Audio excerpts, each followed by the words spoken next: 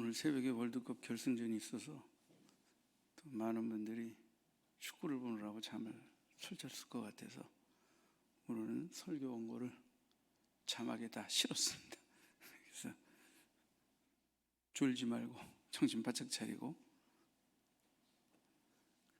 될 수 있으면 짧은 시간에 설교를 잘 마칠 수 있도록 하겠습니다. 다른 때와 달라가지고 제가 보니까 성도들이 제일 많이 얼굴 표정이 좋을 때가 목사님 설교가 짧았을 때더라고. 그때는 또 식사도 그렇게 즐겁게 맛있게 드실 수가 없어요. 그래서 참 설교 길게 하고 많이 전해가지고 은혜 못 받는 성도들에게 이렇게 죽을 때까지 죽고생하면서 설교하는구나 나는. 그런 생각을 할 때가 참 많이 있긴 해요. 중요한 건 이러나 저러나 주의 말씀을 듣고 깨닫는 거지, 그죠? 그게 가장 중요한 거니까. 자, 오늘은 네 번째 예수님이 물고기 2마리와 보리떡 5개로 이제 기적을 행하신 그 오병이의 기적에 관한 강화입니다. 사람들이 그 기적을 올바로 이해하고 깨달지 못하게 되니까 주님께서 이제 그 기적의 의도, 의미 이런 것들을 이제 증거하게 되시는데요. 우리가 일찍이 요한복음 5장에서 이제 성경이 왜 기록이 되었느냐? 예수님은 39절에 5장 39절에 보면 너희가 성경에서 영생을 얻는 줄 생각하고 성경을 연구하거니와 예수님이 말씀을 하셨을 때 이것은 긍정적인 의미가 아닙니다. 그 이스라엘 백성들이 성경을 연구하고 많이 읽는 것을 통해서 영생을 얻는다. 성경이 말하고 있는 것이 무엇이냐? 핵심이 뭐냐? 그것은 이 성경은 내게 대해 증언하는 것이다. 그러므로 구약 성경의 핵심은 하나님이 예수님이 구세주를 보내주신다는 건데 그 예수를 그 약속된 메시아가 왔는데 그들은 예수를 계시받고 표적을 통해 하나님께서 예수를 드러내시는데도 믿지 않고 거절하는 이런 모습들, 그죠? 그래서 그들은 성경의 내용의 핵심이 뭔지를 놓치고 그냥 성경을 암송하는 것, 성경을 읽는 것, 성경을 연구하는 것으로 마치 영생을 얻는 줄 착각하고 또 율법을 지켜서 구원받는다고 착각하고 이런 그 오래된 어떤 율법주의, 유대 종교적 전통의 어떤 뭐랄까요? 굳어진 것들로 인해서 그들이 하나님께로부터 보냄을 받은 메시아가 그들 앞에 와 계시고 많은 표적과 그저 이적을 행하셔도 그분을 메시아로 하나님이 보내신 분으로 믿지 못하게 되어지는 이런 이제 문제들이 야기되는 것입니다. 그래서 예수님은 이제 이 표적을 행하신 후에 이제 좀 이 상세한 설명을 할 필요가 있으셨던 거예요. 그래서 이 요한복음 6장은 핵심은 뭐 복잡하지 않습니다. 내용은 좀 어렵고 깁니다만은 핵심은 영생의 근원자가 예수시다. 우리의 영원한 생명의 근원자는 예수시고 이 영생을 수요하시는 분이 또한 예수시다. 누구에게? 믿는 자에게. 이게 핵심입니다. 메시지는 복잡하지 않아요.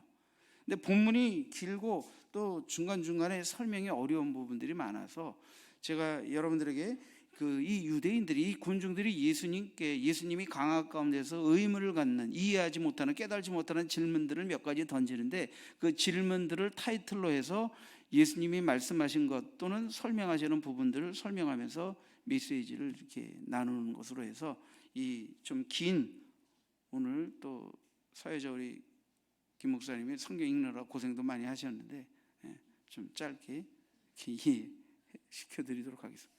원래 이게 설교 보면 이렇게 긴 적이 없는 거예요. 힘든 거예요, 이거. 자, 첫 번째. 자, 뭐 잘 보이시죠? 글씨가 잘 보이시죠? 그러니까 여러분들 원고 보시면 돼요. 자, 첫 번째는 우리가 어떻게 하여야 하나님의 일을 하오리까 하는 부분인데요. 이것은 이제 26절로 29절 이제 성경을 패러그래프 이 단락으로 좀 구분해서 여러분 설명을 드릴게요. 자, 예수님은 유대인들이 정말 죽게 나온 이유가 뭐냐면 너희가 나를 찾는 게 표적을 본 까닭이 아니다. 이때 말하는 것은 표적을 행하시는 그 의도를 정확하게 알고 그것을 통해서 정말 내게 나오는 게 아니고 떡 먹고 배부른 까닭이다.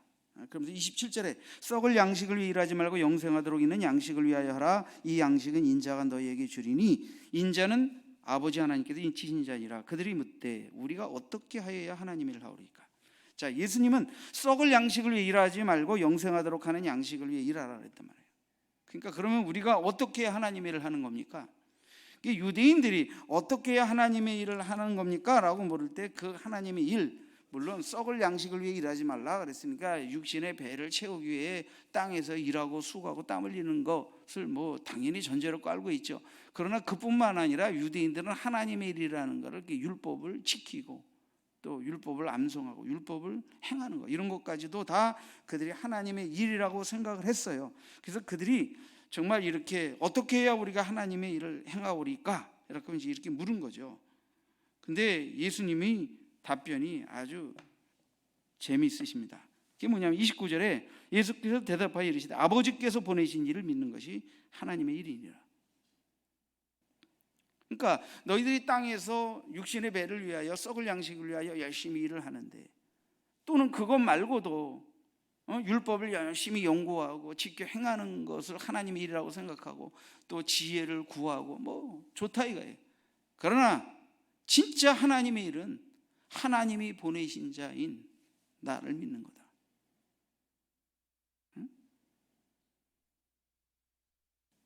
그러니까 여러분들이 이걸 아셔야 돼요. 그럼 예수를 믿는다고 여러분들이 하루 종일 기도하고 하루 종일 성경 읽고 하루 종일 전도하고 하루 종일 예배합니까? 그건 아니죠. 우리는 육신을 갖고 있고 일을 갖고 있고 생활이 있고 다 합니다. 예수 믿는 일, 하나님이 예수를 보내셔서 영생을 얻게 하신 일, 이 일은 지고의 일입니다. 지고의 일, 가장 귀하고 가치 있는 일입니다. 우리가 모든 시간을 많이 바쳐서 그 일을 다 한다고 해서 그것이 가장 중요하고 최고로 중요한 일이라고 볼 수는 없어요.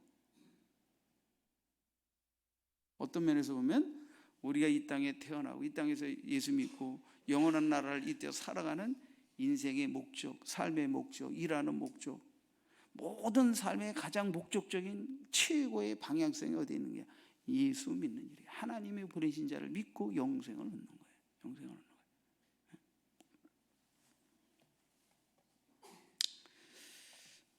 자, 두 번째, 무리가 보고 당신을 믿도록 행하시는 표적이 무엇이니까, 하시는 일이 무엇이니까. 자, 30절로 40절을 이제 또 본문을 좀 보시죠.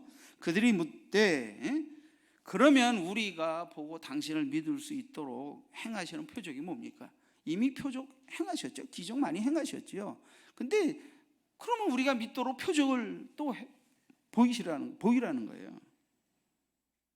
그래서 조상들은 하늘에서 떡을 줘 먹었습니다. 이 만나를 먹었습니다. 그러니까 예수께서 32절에 보니까 모세가 너희에게 하늘로부터 떡을 준 게 아니라 내 아버지께서 너희에게 하늘로부터 참떡을 주신다. 그러니까 하나님께서 모세를 통하여 너희에게 준 떡은 그 떡은 먹어도 때 되면 죽는 떡, 육신의 떡에 지나지 않는다는 거예요. 진짜 아버지께서 하늘로부터 너에게 참떡을 준다.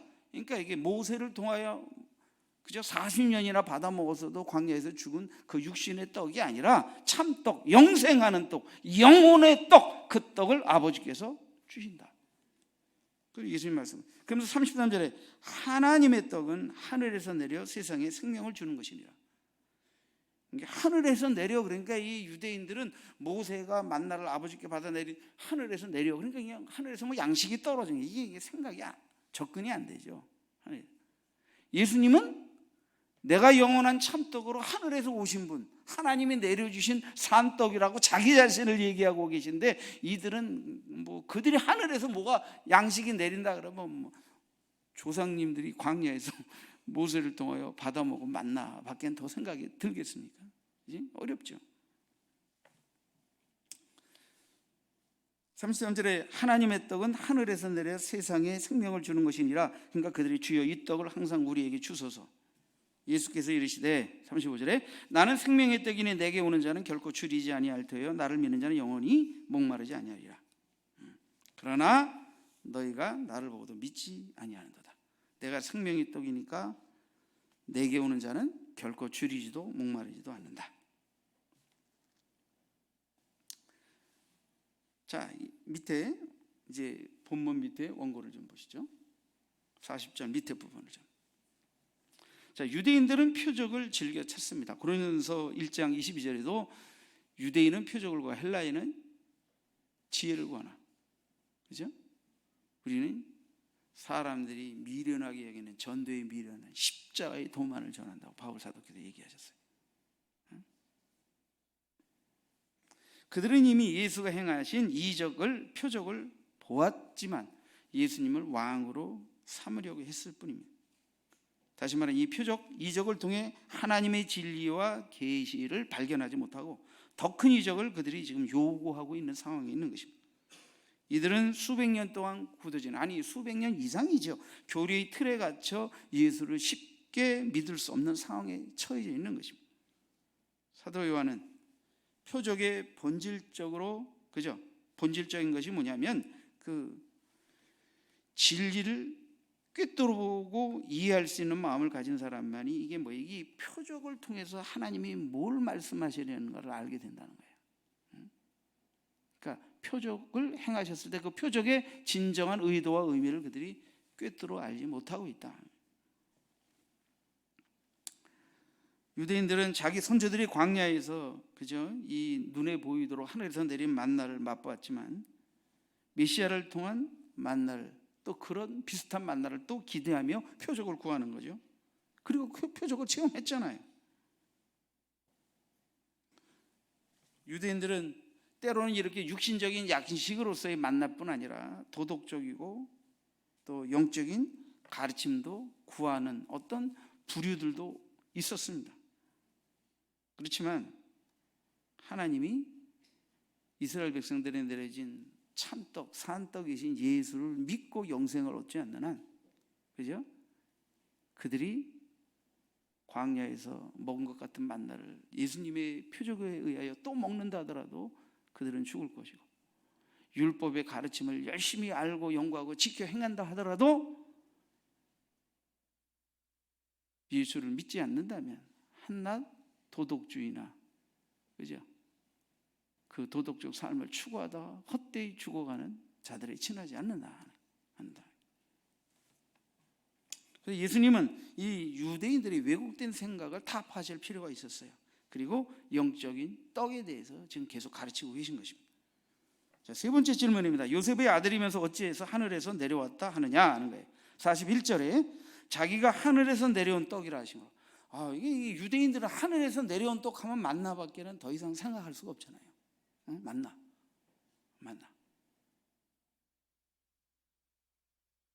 근데 예수님은 내가 하늘에서 내려온 떡이다. 그러니까 정말 이해하기 어렵죠. 그들이 그래서 묻는 거예요. 당신은 요셉의 아들이 아닙니까? 당신이 육신의 아버지가 있고 목수의 아들로 태어난 거 다 우리가 뻔히 다 알고 있는데 부모가 누구인지 우리가 아는데 어찌해서 지금 하늘에서 내려왔다고 하느냐. 그래서 그들이 수긍수긍거리죠. 그러니까 예수님이 44절에 나를 보내신 아버지께서 일끄지 아니하시면 아무도 내게 올 수 없다. 그러니까 나의 육신적인 출생, 요셉의 아들이라는 거, 목수의 아들이라는 이 땅의 것, 육의 것으로 매여서 나를 바라보면 내가 하늘로부터 온 자라는 것을 너희들이 믿고 깨닫기가 어렵다는 거예요. 예수님은 요셉의 아들로 오셨고 목수의 아들이시지만 그러나 그분은 성령으로 잉태되어 이 땅에 오신 하늘로부터 아버지 하나님부터 보냄을 받으신 분이라는 것이 요한의 증언 아닙니까? 그죠? 이것을 그들이 어떻게 알고 깨닫고 믿을 수 있겠습니까?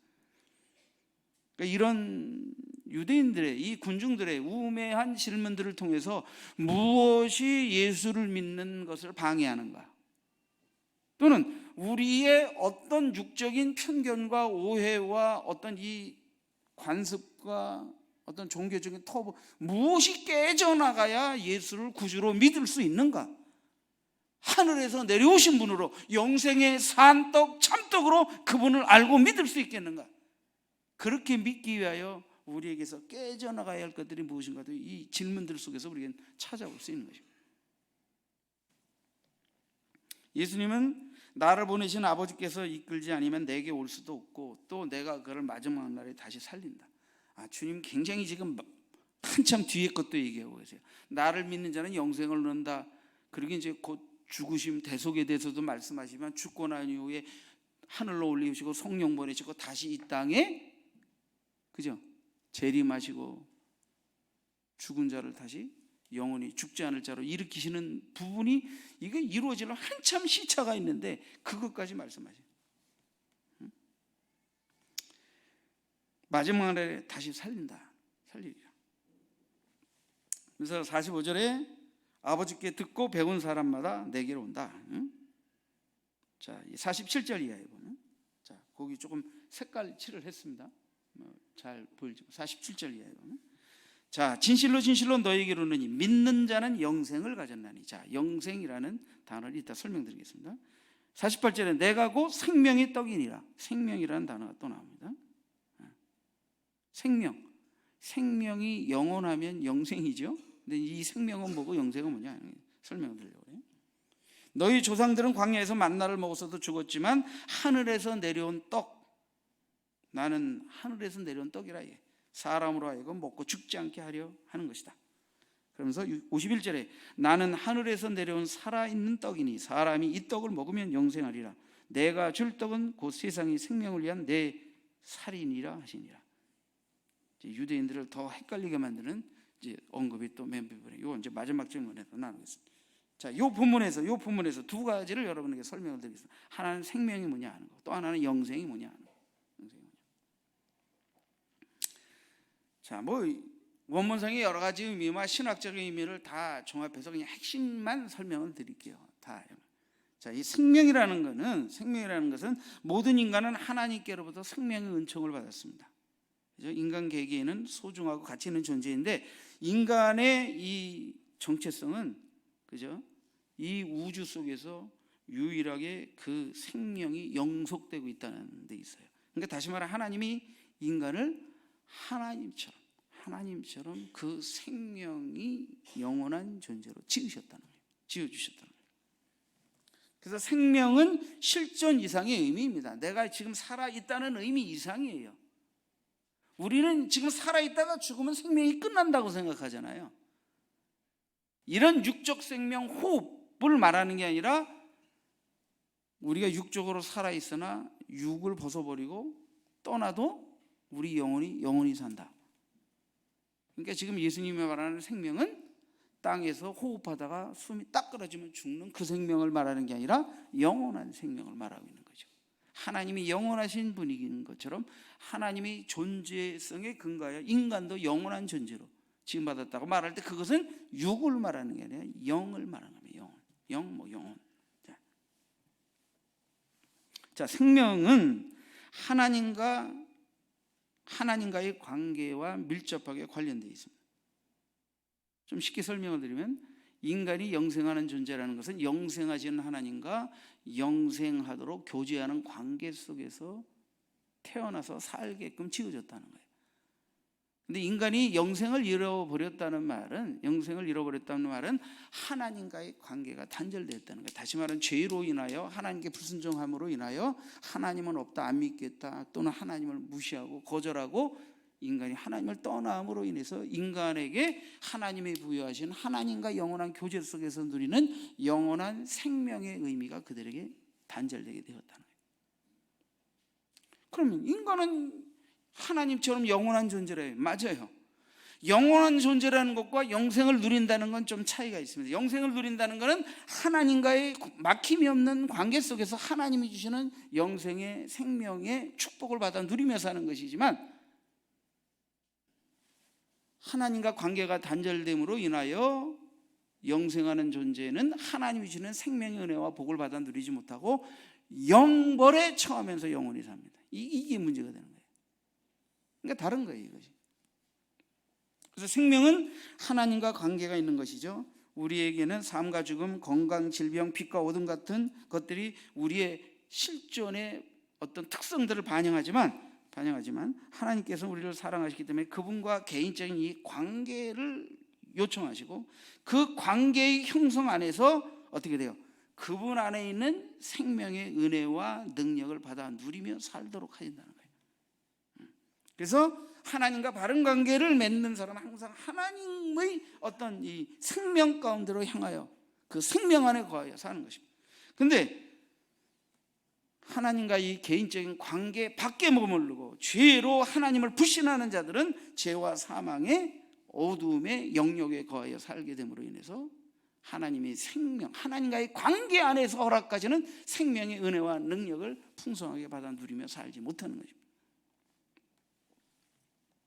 생명과 사망은 영구적일 수 있습니다. 하나님과 관계의 단절은 하나님의 아들을 믿는 믿음이 없기 때문에 필연코 겪을 수밖에 없는 비극적 운명을 맞게 합니다. 자, 대표적인 구절 두 구절을 소개합니다. 요한복음 5장 24절에 보면 믿는 자에게, 보세요, 내가 진실로 진실로 너희에게 이르노니 내 말을 듣고 나 보내신 또 나 보내신 이를 믿는 자는 영생을 얻었고 심판에 이르지 아니하나니 사망에서 생명을 옮겼느니라. 사망에서 생명을 옮겨. 그러니까 현재에도 생명이 있고 끝까지 영원토록 생명이 있다. 근데 그렇지 못한 자는 어떻습니까? 36절에, 요한복음 3장 36절에 아들을 믿는 자에겐 영생이 있지만 있고 아들에게 순종하지 아니하는 자는, 이게 믿지 않는 자, 거절하는 자는 어떻다? 영생을 보지 못하고 도리어 하나님의 진노가 그 위에 머물러 있다.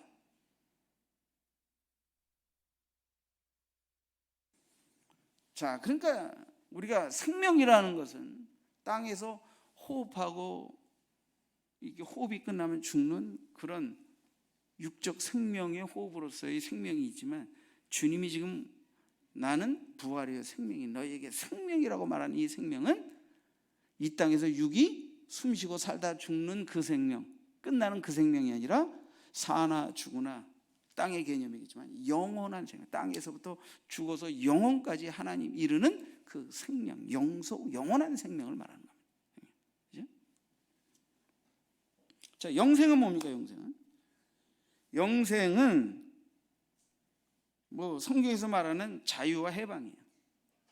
하나님이 우리에게 허락하신 영생의 축복을 단절시키고 끝내고 속박하는 죄와 욕심과 탐심과 이런 모든 것들로부터 우리를 자유케 하셔서 정말 본래 하나님이 우리에게 허락하시고자 했던 영생의 보관에 들어가게 하시는 거예요. 그러므로 우리가 모든 죄와 욕심과 탐심과, 그죠? 하나님을 거절하는 모든 정말 속박으로부터 자유를 얻어서 영생에 이르려면 반드시 하나님을 떠나 거절하고 죄에 빠진 불신앙의 죄, 그죠? 불신앙의 죄와 저지른 죄를 회개하고 하나님께 용서받아야 한다는 것이 전제되어 있습니다. 그것이 영생을 얻는 조건 중에 하나입니다. 자, 뭐 그 앞부분에 좀 생략하고요. 자, 파란 것이 영생은 영원히 천국에 거하는 것에 대한 약속이기도 하다. 그러나 동시에 영생은 우리가 현재적으로 경험하는 것이기도 하다. 그러니까 생명이 영원한 것처럼 생명을 영원히 누린다, 영원하다. 그래서 영생이라는 게 생명, 영생이 똑같은 개념입니다. 근데 자, 영생은 천국에 들어가는 것이다. 죽어서 영원한 천국에 들어가는 것이다. 그러나 영생은 또한 지금 내가 예수를 믿고 예수를 모셔드림으로 인해서 현재적으로도 누리는 것이다. 그래서 영생은 현재적이고 내세적인 거예요. 예수 믿는 순간부터 현재적으로 그 영원한 생명을 우리가 누리면서 영원히 누리는 거예요. 영원히 누리는 거예요. 자, 네 번째 질문. 이 사람이 어찌 자기 살을 주어 먹게 하겠느냐? 이제 주님이 이제 뭐라고 말씀하셨냐면 이제 51절에, 그죠? 나는 하늘에서 내려온 살아있는 떡이니 사람이 이 떡을 먹으면 영생하리라. 여기까지는 이제 뭐 그래도 어려운 말은 없는데, 그 다음에 내가 줄 떡은 곧 세상의 생명을 위한 내 살이니라. 이렇게 이제 사람들이 또 헷갈리는 거죠. 이번에는 나는 참떡, 영생의 떡이다 그랬는데 이번에는 세상 내가 줄 떡은 내 살이다. 그러니까 이게 뭐야 이게 이제, 응? 이 사람이 어찌 자기 살을 주어 먹게 하겠느냐? 자, 52절에 그러므로 유대인들이 서로 다투어 이르되 이 사람이 어찌 능히 자기 살을 우리에게 주어 먹게 하겠느냐? 자기가 떡, 산떡, 영생의 떡이라 하되 내 살을 먹어라. 이게 내 살을 주겠다. 이게 뭔 뜻이냐? 이해 못하는 거예요. 근데 예수님 뭐라 그래요? 53절에 파란 부분만 인자의 살을 먹지 아니하고 인자의 피를 마시지 아니하면 너희 속에 생명이 이거면 더 헷갈리는 거예요. 영생의 떡이 내 살이라더니 이번엔 내 살을 먹고 내 피를 마셔야 영생한다. 더 헷갈리지 않습니까? 54절에 내 살을 먹고 내 피를 마시는 자는 영생을 가졌고 마지막 날에 내가 그를 다시 살리리니. 내가 영생의 떡이니 내가 주는 떡을 먹는 자는 영원히 산다. 이 말도 어려운데 내 살을 먹어라, 내 피를 마셔라, 내 살과 피를 마시지 않는 자는 영원히 살지 못한다. 얼마나 어렵겠습니까? 55절에 내 살은 참된 양식이야 내 피는 참된 음료로다. 56절에 내 살을 먹고 내 피를 마시는 자는, 자, 요 뒷부분이 중요합니다. 내 살을 먹고 내 피를 마시는 자는 내 안에 거하고 나도 그의 안에 거하나니. 그러니까 주님이 내 살을 먹어라 내 피를 마시라라고 하는 의미는 개념적으로 보면 나를 믿으라는 의미예요. 그리고 그것은 예수님이 내 안에 내가 예수님 안에, 아버지가 내 안에 내가 아버지가 안에, 성령이 내 안에 내가 성령 안에, 바로 연합의 동고동락을 의미하는 아주 중요한 표현입니다. 그들이 이해하든 못하든 주님 말씀하시는 거예요. 장차 이해하게 될 거니까. 그러니까 내 살을 먹는다, 내 피를 마신다라는 말은 진짜 주님의 살을 뜯어먹고 피를 마신다는 의미가 아니라 내 살과 피, 바로 하늘로부터 내려온 영원한 산떡, 그것을 먹는다는 건 곧 나를 믿는다는 거예요. 아버지께서 하늘에서부터 영생의 떡으로 영생의 구주로 나를 보내신 것을 믿는 것, 주께 나오는 것을 의미하는 거고, 주님을 모셔드리고 주님이 내 안에 내가 주님 안에 거하며 주님과 동고동락하는 삶, 연합의 삶을 향하여 나아가는 그것을 주님이 지금 주문하고 계신 것입니다. 주문하고 계신. 그래서 57절에 나를 먹는 그 사람도 나로 말미암아 살리라. 58절의 뒷부분에 이 떡을 먹는 자는 영원히 살리라 하신 것입니다. 자, 35절 55절 말씀처럼 35절 55절 말씀이 이제 내 살은 참된 양식이고 내 피는 참된 음료다 하는 거예요. 내 살을 먹고 내 피를 마시는 자는 영원히 산다, 이런 말씀 말이에요. 참된 믿음으로 예수께 나오는 자는 그들 영혼의 주림과 갈증을 해소시켜줄 영원한 양식을 주님 안에서 발견할 뿐 아니라 결코 죽지 않을 것이라는 거예요. 51절 말씀처럼 51절이 뭐예요? 아까 말한 대로 이제 그 내 살을 먹는 자는 이제 영원히 산다는 그 표현이죠. 우리가 그리스도를 믿는 것은 그분이 말씀하신 것을 신뢰하는 것으로 그치지 않고요, 믿음으로 그리스도와 연합하고 그의 생명에 연합하는 것을 의미합니다. 그래서 바울에 의해 주님과 연합하는 믿음에 대해 바울이 사용한 아주 중요한 표현 중에 하나가 너희가 내 안에 내가 너희 안에, 주님과의 연합, 너희가 내 안에 내가 너희 안에.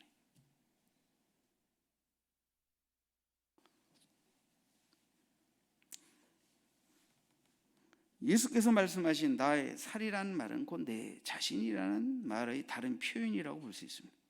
이것은 예수님 자신이 세상에 생명을 주시기 위한 떡이라는 말씀과 괴를 같이 하는 것입니다. 세상의 생명을 위해 예수님 자신의 살을 주는 것과 연관된 핵심적인 구절 하나를 소개해드리면 마가복음 10장 45절입니다. 인자의 온 것은 섬김을 받으려 함이 아니라 도리어 섬기려 하고 자기 목숨을 많은 사람이 대성물로 주려 함이라. 내 목숨을, 다시 말하면 내 살이 찢겨지고 내 물과 피가 아낌없이 쏟아지는 주님의 대속적 죽음을 믿는 게 주님의 살을 먹는 것이고 주님의 피를 마시는 것이고, 그것이 영원한 영생의 떡, 상떡이신 예수께로 나와 예수 믿고 영생을 얻는 것이고, 이것을 하나님이 어떻게 해요? 인간의 죄와 허물을 사하시기 위해 주님이 십자가상에서 그 살을 찢고 깨뜨리시고 물과 피를 아낌없이 쏟으시는 희생을 통하여 대속의 희생을 치르시고, 그것을 믿는 자에게 그 죄로 말미암은 형벌과 대가를 사면해 버리시고 영생에 들어가게 하신, 그래서 주님은 내 살과 피를 마시는 자는 영원히 산다. 이거는 바로 뭐예요? 내가 섬김을 받으려 함이 아니라 바로 자기 목숨을 많은 사람의 대속물로 주려 함이라고 말씀하신 것과 같은 맥락입니다. 바로 주님의 희생, 대속적 희생을 의미하는 것이고, 주님이 살을 먹고 피를 마셔서 영생을 얻는다라는 표현은 주님이 나를 위하여 그 몸을 깨뜨리시고 그 피를 흘리셨다는 것을 믿는 믿음으로 받아들일 때 내가 주님의 살을 먹고 주님의 피를 마시는 것과 같은 의미다라는 것을 말씀드리는 것입니다.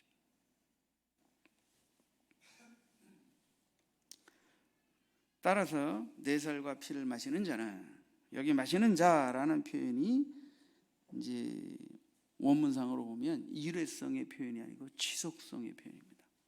지속성. 내 살과 피를 마시는 자.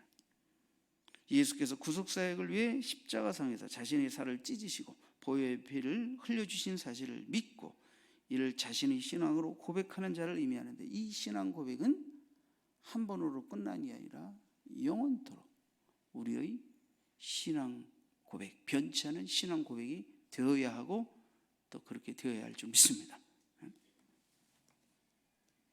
말씀을 맺겠습니다. 오늘 본문으로 읽지는 않았지만 60절 이하가 결론 부분이고, 이것은 제가 자주 여러분들에게 설명드린 부분이에요. 많은 사람들이 어렵도도 하고 수군수군하고 다 뭐 정말 그 마음에 걸림이 되죠. 예수님은 인자가 이전에 있던 곳으로 올라가는 것을 본다면 어떻게 하겠니? 이번엔 예수님이 무리들에게 질문을 해요. 그래. 이거 얼마 뒤에 있을 일 아닙니까? 인자가 대속의 죽음을 주시고 너희들이 하늘로부터 온 그대로 올려간다. 그러니까 주님은 많은 무리에게 내가 하늘에서 내려온 자라는 걸 나타내 보이지는 않았죠. 그러나 하늘에서 내려온 자가 아니면 할 수 없는 많은 표적과 기사를 통하여 하나님이, 예수 그리스도가 하늘에서 하나님이 보내신 자라는 것을 계시해 주셨지만 그들은 믿지 못했어요. 그러나 너희들이 믿지 못하지만 너희가 보는 데서 내가 하늘로 올려가는 것을 본다면 그때는 좀 믿을 수 있겠냐 하는 거예요. 응? 어떻게 하겠냐 이게. 그러면서 주님은 말씀하십니다. 살리는 것은 영이니 육은 무익하니라.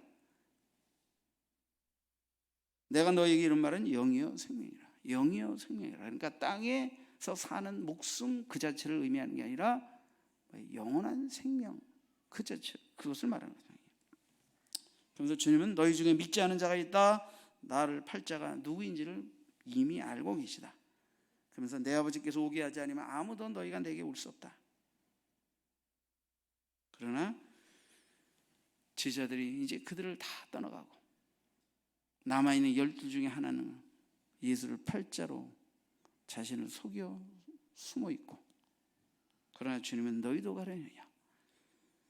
주여 영생의 말씀이 주께 있사오니 우리가 누구에게로 가오리까. 시몬 베드로가 11 제자를 대표해서 정말 주님은 영생의 근원자이시고 영생을 믿는 자에게 주시는 분입니다 라는 고백을 정확하게 고백하고 있죠. 그래서 요한복음 6장 오병이어의 기적의 표적의 의미는 표면적으로는 줄인 자에게 기적을 통하여 떡과 고기를 먹이신 사건이지만 인간으로서는 할 수 없는 일을 하고 있는 그 이적을 통하여 주님은 하늘에서 내려온 떡, 너희에게 주는 이 떡은 먹고 죽지만 나를 먹는 자는 영원히 죽지 않는다. 나의 살과 피를 마시는 자는 영원히 줄이지 않고 죽지 않는다. 바로 나를 믿는 자가 영생을 얻는다. 그러므로 이 요한복음 6장의 핵심적인 주제이며 결론은 뭐냐면 예수님은 영생의 근원자이시고 영원한 생명의 떡이신 예수님을 믿는 자에게 예수님은 영생을 주신다 하는 게 이게 메시지인 것입니다. 기도하겠습니다. 거룩하신 주님, 우리가 예수 믿고 구원받고